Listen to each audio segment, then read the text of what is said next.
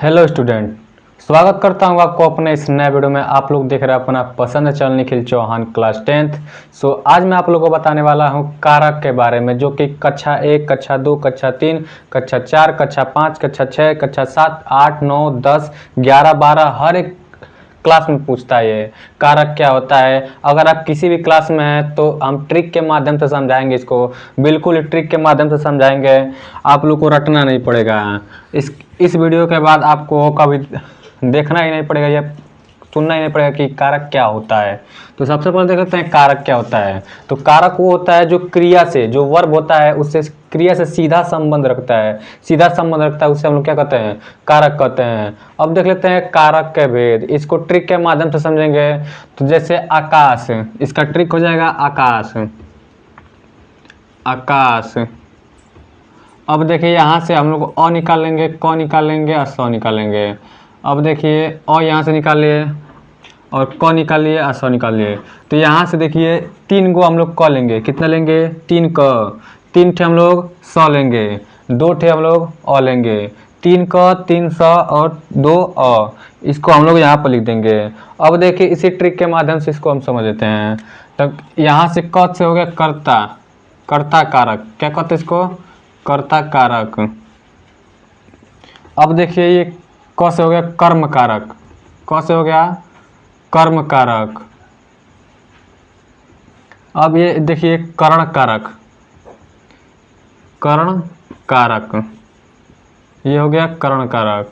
अब देखिए अब 3 स आ रहा है तो इससे हो जाएगा संप्रदान कारक, क्या हो जाएगा, संप्रदान कारक, संप्रदान कारक। अब देखिए इससे हो जाएगा, इस स से होगा संबंध, संबंध कारक, संबंध कारक। इससे हो जाएगा संबोधन कारक, इससे क्या होगा, संबोधन कारक। अब देखिए इसके बाद 2 आ रहा है, 2 आ रहा है। एक से होता है अपादान कारक, एक और से होगा अपादान कारक, अपादान कारक। एक और से होगा अधिकरण कारक, एक और से क्या होगा, अधिकरण कारक, अधिकरण कारक। अब देखिए इसको हम लोग पहचानेंगे कैसे, पहचानेंगे कैसे, इसके लिए सबसे पहले इसको हम लोग आगे लिख देते हैं ताकि आप लोग का टाइमिंग बच सके। अब देख लेते हैं कारक के चिन्ह और उसका अर्थ क्या होता है, इसी को देखेंगे। तो सबसे पहले हम लोग देख लेते हैं कर्ता कारक। तो कर्ता कारक का चिन्ह है ने, कर्ता ने कर्म को करण से संप्रदान के लिए, संबंध कारक के लिए का, की, के, नानी, ने, रारी, रे, इस सब जहाँ है यहाँ पर संबंध कारक होगा। और संबोधन, संबोधन कारक हे, अरे, अजी। जैसे हे सुनो इधर, अरे इधर आओ, अजी सुनिए जी, ये सब मतलब वाक्य पर प्रयोग होता है। अब अपादान कारक से अलग, जैसे अलगाव हो, अलग हो।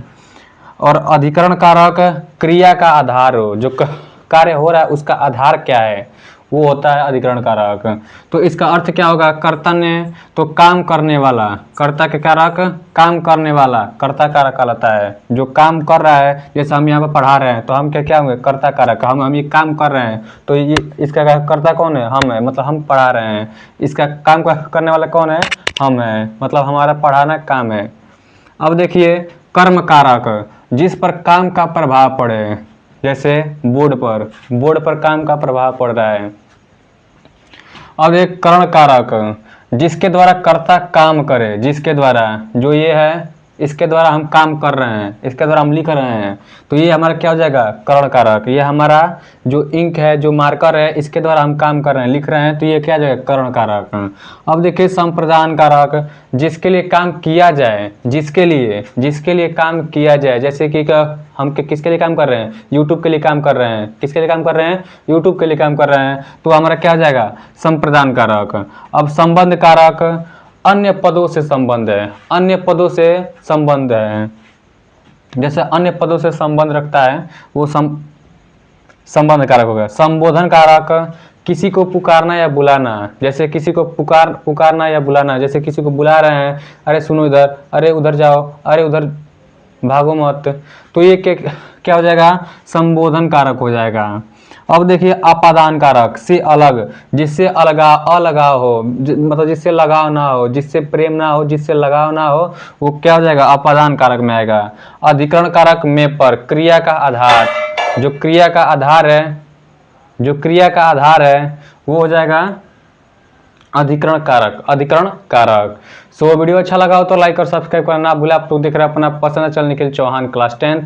सो जय हिंद जय भारत। वीडियो अच्छा